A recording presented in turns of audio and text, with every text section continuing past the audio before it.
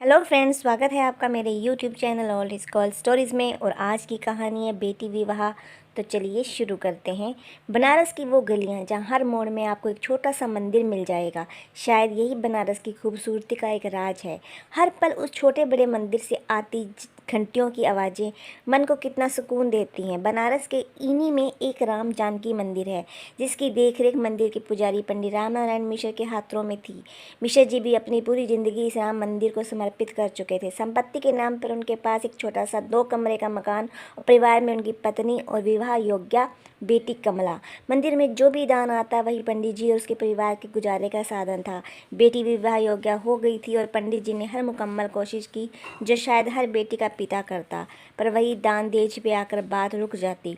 पंडित जी अब निराश हो चुके थे, सारे प्रयास करके हार चुके थे। एक दिन मंदिर में दोपहर के समय जब भीड़ ना के बराबर होती है, उसी समय चुपचाप राम सीता की प्रतिमा के सामने आंखें बंद किए अपनी बेटी के भविष्य के बारे में सोचते हुए उनकी आंखों से आंसू बहे जा रहे थे। तभी उनकी कानों में एक आवाज़ आई, नमस्कार।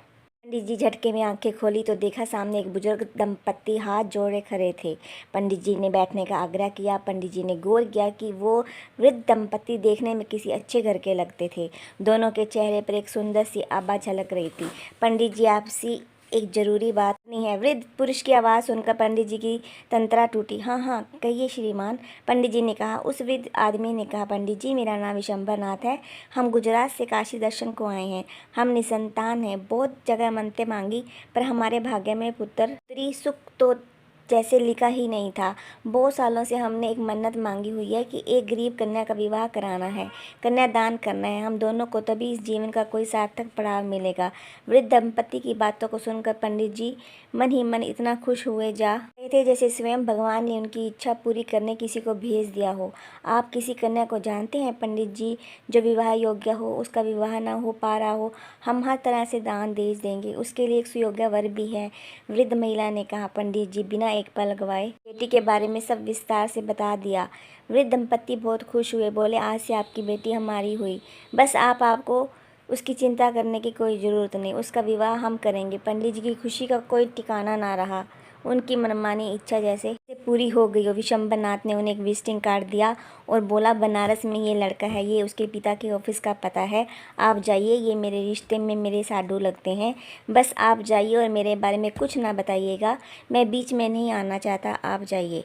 मेरे बारे में कुछ ना बताइए, मैं बीच में नहीं आना चाहता, आप जाइए, खुद से बात करिए। पंडित जी घबराए और बोले, मैं कैसे बात करूं? ना जान ना पहचान, कहीं इन्होंने मना कर दिया इस रिश्ते के लिए। तो वृद्ध दंपत्ति ने मुस्कुराते हुए आश्वासन दिया कि आप जाइए तो सही, लड़के पिता का स्वभाव बहुत अच्छा है, वो आपको मना नहीं करेंगे।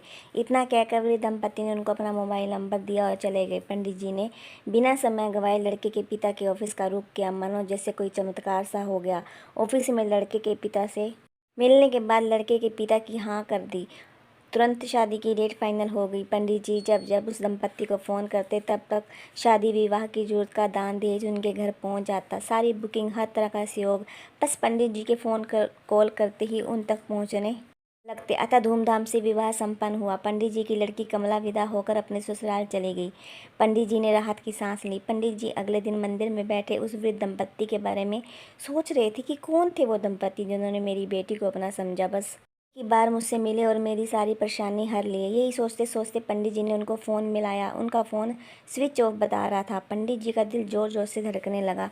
उन्होंने मन ही मन तय किया कि 1-2 दिन तक और फ़ोन करूँगा, नई बात होने पर अपने समधी जी पूछूंगा जरूर विशंबर नाथ जी के बारे में। अतः उन्होंने 3 दिन फ़ोन करने के बाद भी विशंबर नाथ जी का फ़ोन नहीं लगा तो उन्होंने तुरंत अपने समधी जी को फ़ोन मिलाया। ये क्या, फ़ोन पर बात करने के बाद पंडित जी की आंखों में झरझर आंसू बहने लगे।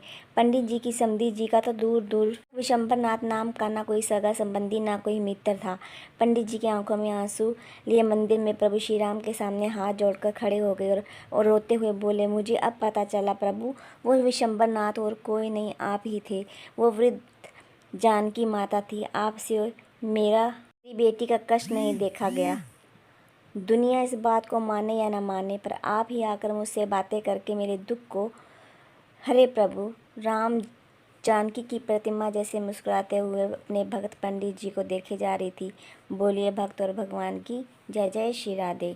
कहानी पसंद आई हो तो कहानी को लाइक, चैनल को सब्सक्राइब कीजिए। मिलते हैं नेक्स्ट वीडियो में। राधे राधे।